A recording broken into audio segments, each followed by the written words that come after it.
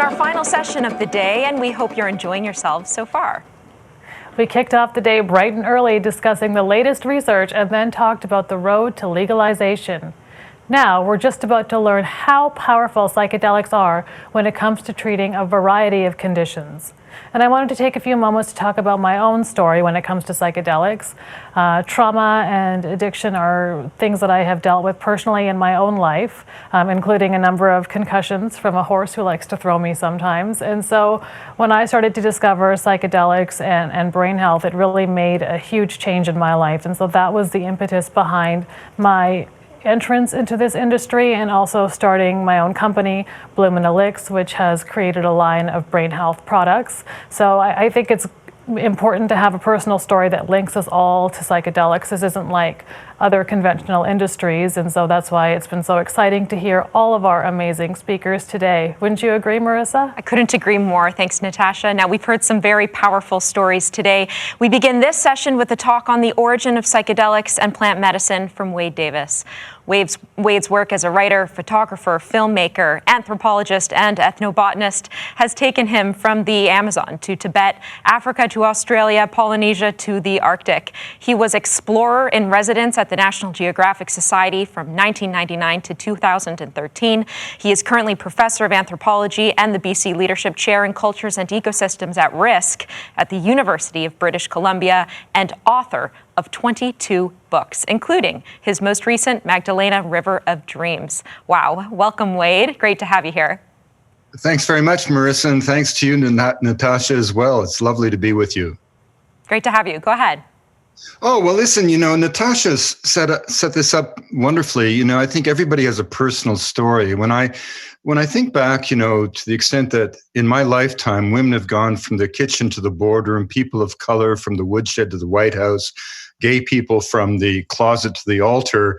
The sea change has been so extraordinary. When I was a kid, just getting people to stop throwing garbage out of a car window was a great environmental victory. No one spoke of the biosphere or biodiversity. Now those terms are part of the vernacular of school children. But when we look back at the catalyst of that sort of extraordinary wave of luminosity, it's curious that the one ingredient that is constantly in that recipe of social change, which is consistently expunged from the record, is the fact that tens of millions of us lay prostrate before the gates of awe, having taken some psychedelic.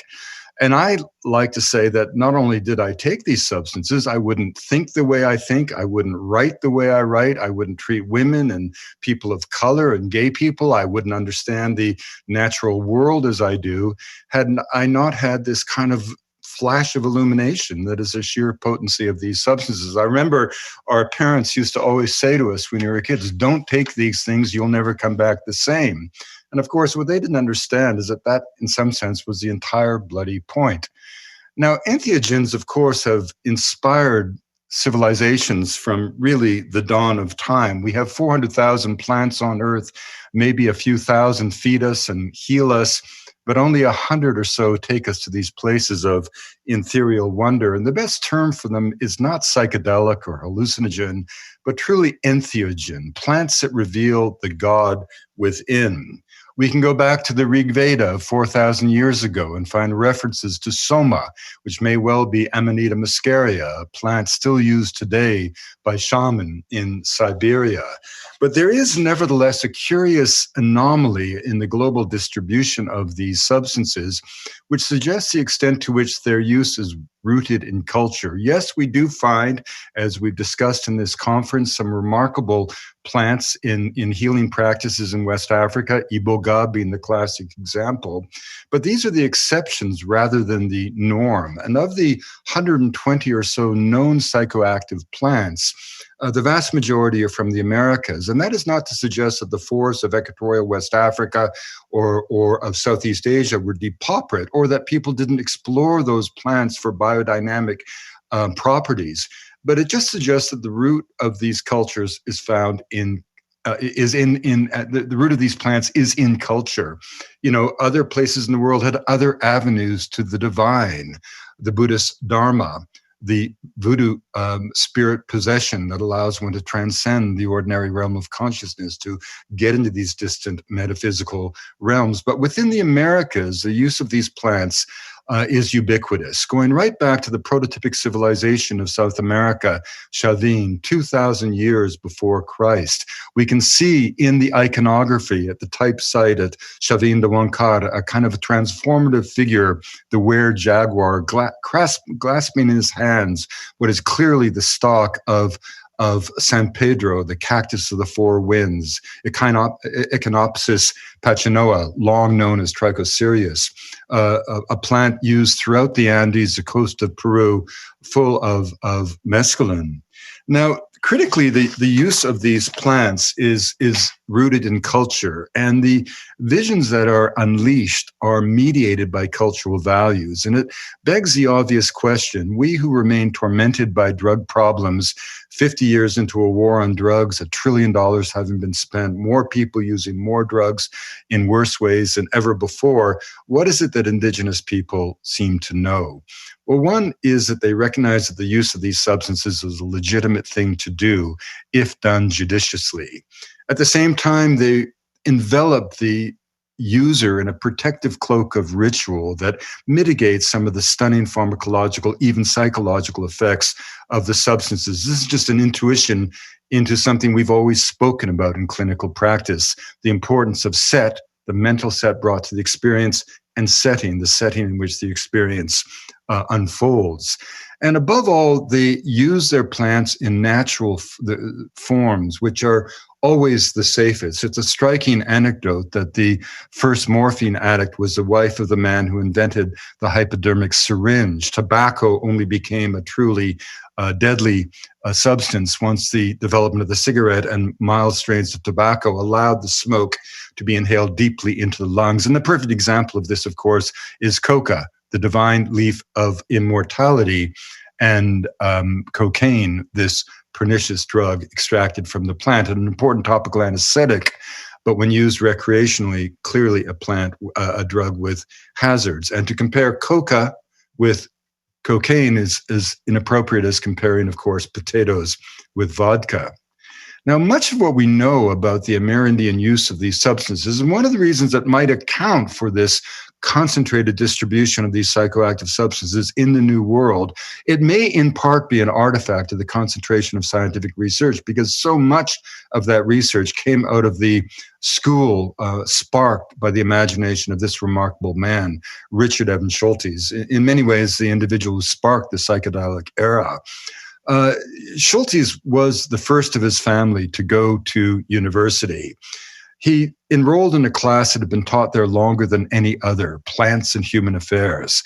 When it came time to study these curious plants known as a fantastica, he had so much homework that when he had to do a book report, he raced to the back of the hall, picked the thinnest volume he could, put it in his satchel, took it home to his tenement in East Boston, and that night, botanical history was made, because the book that he selected by chance was Henrik Kluver's monograph on peyote and mescaline, the first such volume available in the English language. And as he read throughout the night of visions of orb-like brilliance, he became enchanted. He went to his professor the next day and he said, "I must know about this plant." And the professor said, "Well, first you must study it, read about it, learn about its use by the Tarahumara and the Huichol, learn how it came to the Americas through the visionary quest of Quanaparca, the great Comanche leader who sparked the birth of the Native American church, this extraordinary spread of peyote with a rate of diffusion unprecedented in anthropology that carried it to the far reaches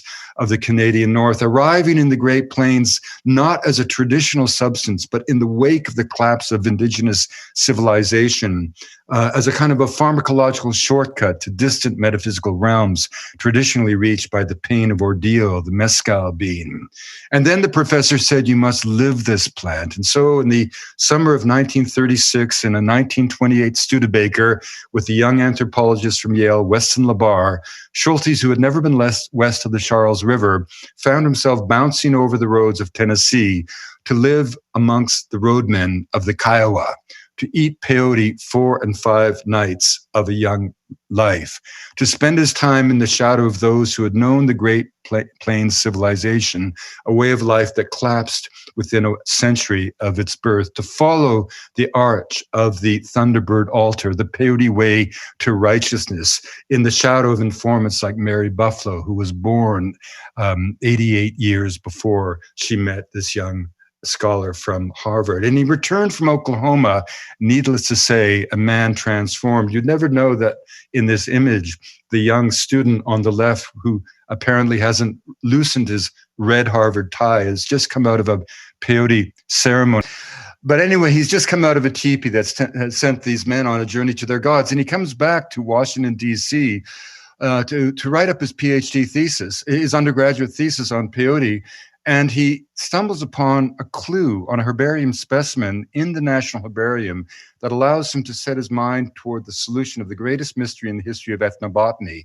And that, of course, is the identity of the long-lost Aztec sacred plant, Tehuanacatl, the flesh of the gods. Now, the early Spaniards had suggested that this was indeed a mushroom, but a very prominent anthropologist at the Smithsonian by the name of Safford had said that, in fact, Tehuanacatl was peyote. Schultes knew that could not be true, but until he read this letter from an obscure German, B.P. Rako, attached to the specimen that said, I understand your man Safford says that peyote is in fact the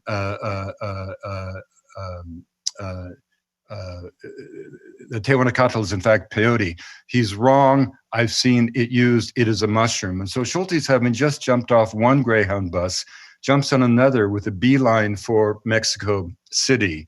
He enters the mountains of Oaxaca with Rako as a companion. He turns out to be an ardent Nazi. A year before the outbreak of Hitler's war, there's another team seeking the mystery of the magic mushrooms. And this, of course, is led by Bernard Bevan, who's accompanied by Gene Johnson, a young scholar from Berkeley. Schultes becomes the first to actually identify the substance as being mushrooms. And then he turns his attention through the vision of Maria Salina to the second of the sacred plants, Ololuiki, the serpent vine. And he solves this and shows that it, in fact, is a common morning glory. And then the thread of the mystery is picked up in the 50s by Gordon Wasson, convinced that somewhere there are people that worship mushrooms. He secures Schultes' paper from American Anthropologist in 1940 from the poet Robert Graves. He contacts Schultes, who is just back from the Amazon. Wasson then sets out on 3 expeditions, the climactic moment being in which he becomes the first outsider to take these plants in sacred context. He famously says that to try to explain what that experience was like trying to tell a blind man what it is to see. He writes it up for Life magazine, and an editor picks a snappy title, Seeking the Magic Mushrooms. The name sticks. Timothy Leary has a subscription to Life magazine, and things are unfolding. Then the question becomes, what are the active ingredients? They send 64 mushrooms to this obscure chemist in Basel, Switzerland, Albert Hoffmann, who divides the lot in half, feeds half to his dog, eats the other half. Nothing happens to the dog, but something does happen to him. He becomes immersed in a whirlwind of color.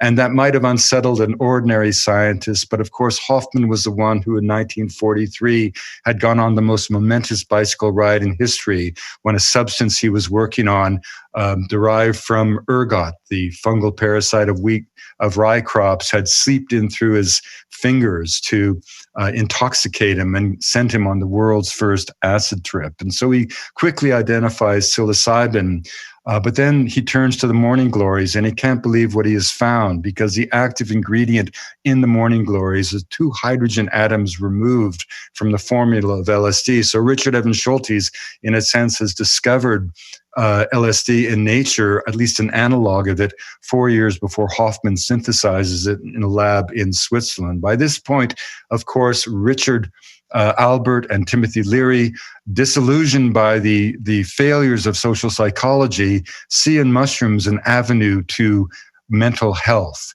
Before you know it, they transform America. Ram Dass turning his gaze ultimately to the east, getting the message and hanging up. Timothy Leary turning on a generation until his own voice was muted in a campaign of almost barbaric humiliation that left him in solitary confinement in San Quentin prison for the transgression of possessing a single joint of marijuana. By this point, Maria Sabina is kind of an icon. People flock to Huautla. By this point, of course, Schultes has established his reputation. 1941, slips away into the Northwest Amazon, where he remains for 12 uninterrupted years. In the valley of Sibundoy, identifying 4 new hallucinogens within the first month of field work, slipping down from the shadow of Salvador Chindoy, the great shamanic leader of the Kofan, into the homeland of the Ngano, discovering a new species of stimulant, yoko, and discovering that in knocking back a morning calabash of yoko, the indigenous people are taking the equivalent of 20 cups of coffee in a single shot. They are not, as he would realize, a people who do things in half measures. And he enters the Northwest Amazon, and he does so not as a missionary destined to transform the souls of the people, not as a rubber baron destined to exploit the labor of the people, but as a solitary student of plants. And he realizes very quickly how little he knows. And he realizes very quickly that his goal is not simply to catalog medicinal plants, but to describe a new vision of life itself, a level of sophistication and intuition about the nature of being alive. He discovers the curious use of these powerful tryptamines that create not simply a transformation of awareness, but the obliteration of consciousness. As Terence McKenna famously said, to have these powders shot up your nose is like being shot out of a rifle barrel lined with Baroque paintings and landing in a sea of electricity. It creates not the elimination, the distortion of awareness, but almost the elimination of consciousness altogether. But it wasn't simply the dazzling effects of these tryptamines that fascinated Schultes. It was the sophistication of the elaboration, which he first stumbled upon in 1952, recognizing that ayahuasca, the vine of the soul, the vision vine, was not in fact a plant, but a preparation, a combination of plants. Yes, a series of nondescript shrubs in the coffee family, full of these tryptamines, but the tryptamines could not be taken orally because they're denatured by an enzyme found in the human stomach, monoamine oxidase. They could only be taken orally if taken in conjunction with some other substance that momentarily denatured the MAO found in the human gut. And the liana, as it turned out, Banisteriopsis capi, had beta-carbolines, harmine and harmaline, inside that plant that were MAO inhibitors of the precise sort necessary to potentiate the tryptamines found in the shrubs. And what fascinated Schultes was not just the dazzling pharmacological effects, but what this spoke to him of a different way of knowing. Here was the obvious question: how, in a flora of 80,000 species of vascular plants, had the indigenous people learned to combine these morphologically distinct denizens of the rainforest in this powerful way to create a kind of biochemical version of the whole being greater than the sum of the parts? The only scientific explanation was trial and error, which statistically was quickly exposed as a meaningless euphemism. And when Schultes asked the indigenous people, they said to him, well, the plants teach us. Well, what did that mean? When he was with the Kofan and the Siona Sequoia in the forests of eastern Ecuador, he documented no fewer than 17 varieties of the woody liana, all of which were referable to his Harvard-trained taxonomic eye as being the same species. And yet the indigenous people recognized them consistently at some distance in the forest. And when he asked them the source of their classification, the inspiration for their taxonomy, they simply said, the plants teach us.